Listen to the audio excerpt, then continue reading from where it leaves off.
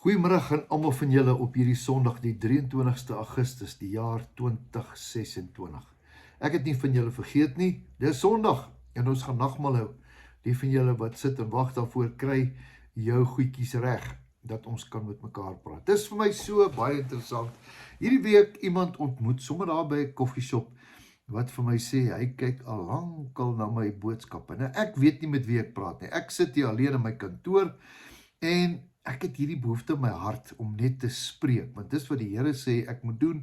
Ek spreek net, en wat 'n mens spreek is lewe of dood. So vandag wil ek spreek en ons gaan 'n bietjie nagmaal hou en ons gaan praat oor die Here. Nou, julle geweet die Here het 'n behoefte. Die Here se grootste behoefte wat hy het is om in ons te kom woon, om ons te help, om ons te lei. Hy weet presies ons leef op die aarde. Dink jy hy is besig met ander planete? Nee, sy oë is gefokus op die aarde, op sy kinders. Dis ek en jy. En sy grootste gefokustheid is om my en jou te red. Want ons is vasgevang in hierdie aarde. Vasgevang vir 50, 60, 70, 100 jaar om uiteindelik weer terug te kom daar by hom. Want ons kom ons van daar af, is dit nie? Stof was ons, stof het ons geword, stof gaan ons word, en dan gaan hy stof weer terug. En al wat gaan saak maak, is ons keuses. Jy is reg. Al wat gaan saak maak, is ons keuses. Nou, vanoggend sit ek en dink aan twee interessante dinge in die Bybel. Jesus kom en dan vertel hy die storie van die verlore seun. Onthou julle, daar was 'n man en hy het 2 seuns gehad, en die een seun het gesê, ek is nou moeg vir hierdie ou simpele man, oudtydse huis met julle ou reëls. Ek wil my geld hê, wat ek is werd. Geld, my waarde word in valuta gemeet. Gee my my geld dat ek loop. Ek wil julle nooit weer sien nie. En dan gaan hy. Waar was die pa? Die pa was weer besig. Nadat die seun vir hom in sy gesig vir hom eintlik gesê het, jy's dood. Weer besig om vir hom 'n kleed en 'n ring, skoene en ook 'n groot feesmaal weer voor te berei. Vir wat? Net vir 'n seun om 'n keuse te maak. Want jy sien, hy kan nie daai keuse maak nie, net jy kan daai keuse maak. En die seun het in die varkhok geëindig, en uiteindelik dan sê hy, ek sal opstaan en na my vader toe gaan, en ek sal vir hom sê, ek is jammer, ek het gesondig.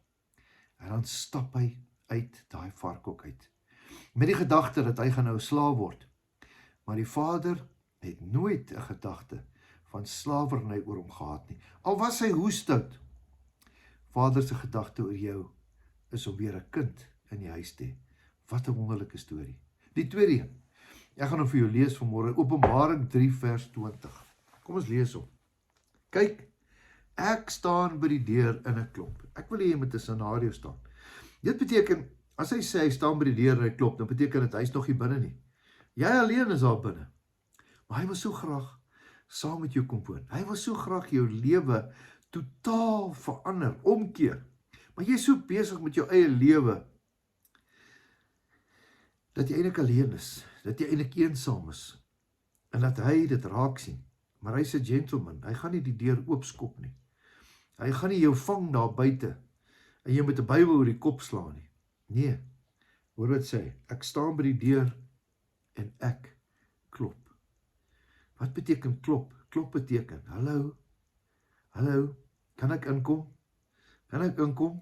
En dan sê hy, en as iemand my stem hoor, en die deur oopmaak, dan sal ek ingaan na hom toe, en saam met hom maaltyd hou, en hy met my. Ek staan by die deur, en ek klop. Dis vir my so mooi. Jy het die keuse, om daai deur oop te maak. Jy kan die deur toe hou. Ek het al baie keer in my lewe gesien, as jy die mense wil hê hulle moet inkom nie, dan bly jy doodstil. Jy maak of jy nie daar is nie. Hy weet jy is daar. Hy weet jy het 'n behoefte aan hom. Maar jy moet opstaan. Daar van jou bank af. Jy moet na die deur toe gaan en sê, kom, ek het jy nodig. Vanmôre se boodskap gaan eintlik maar net oor dit. Ek en jy het die Here nodig. Maar hy roep, hy staan by die deur en hy klop. Die varkhok is 'n plek waar dit eensaam en sleg alles, maar dan moet jy 'n keuse maak. En dit is vir my een van die mooiste twee keuses in die Bybel. van hoe wonderlik dit is, dat Jesus in jou huis, in jou lewe kan kom woon, en dat hy eintlik 'n bietjie oorvat. Miskien het jy so gesukkel met sekere areas in jou lewe, maar hy is die kenner, hy weet alles, hy weet elke dag van jou lewe wat nog moet kom, elke dag is by hom aangeteken, maar jy die keuse. Vanmôre wil ek hê, jy moet saam met my ou nagmaal broodjie vat. Dankie Jesus dat u 'n keuse gehad het om ons te red. Dankie dat u liggaam vir ons verbrysel was, gebreek was, dat ons die ewige lewe kan hê, dat ons genees kan word. Vanmôre wil ek hê, saam met my, vat hierdie brood, sê nie dankie. Dankie dat ek kan kies vandag om die brood te vat. Hierdie is die brood van die lewe. Wanneer ek en jy dit eet, sal ons nooit weer honger word nie. Kom ons doen dit.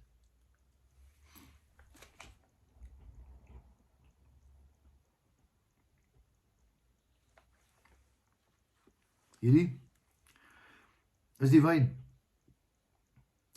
Simboliseer die bloed. Dis my bloed wat vir jou gegee is, sodat dit jou kan red. Want jy kan nie jouself red nie, Dawie. Jy het 'n redder nodig. Ja, ons is drenkelinge. Ons is verlorenes. Maar as dit nie vir die genade van Jesus Christus is nie, en ons nie ons hand opsteek nie, gaan ons nie gered word nie. Vanmôre steek ons hand op en sê, Here, help ons. Kom red ons. Here, ons maak die deur oop. Kom bly by ons. Dankie dat u by sondaars wil bly. Dankie dat geen sonde te groot is, dat u sal verbystap na 'n volgende plek toe nie. Dankie dat u karakter is. Kom ons drink dit vanmôre. Hemelse Vader, dankie dat u by die deur staan en u klop. Dankie dat u nie moeg geword het nie. Dankie dat u nie moedeloos geword het nie. Dankie dat u nie tou opgegee het nie. Ek staan by die deur en die klop en hy sê, ek wil ingaan. Here, vanmôre kom ons stap na die deur toe, ons maak die deur oop, en sê, asseblief Jesus, ons het u nodig. Ons het u nodig. Ek loof en prys u naam. Amen. Mag jy 'n geseënde Sondag hê, weet dat Jesus jou baie lief het, en dat jou beste nog steeds op pad is. Totsiens, tot 'n volgende keer.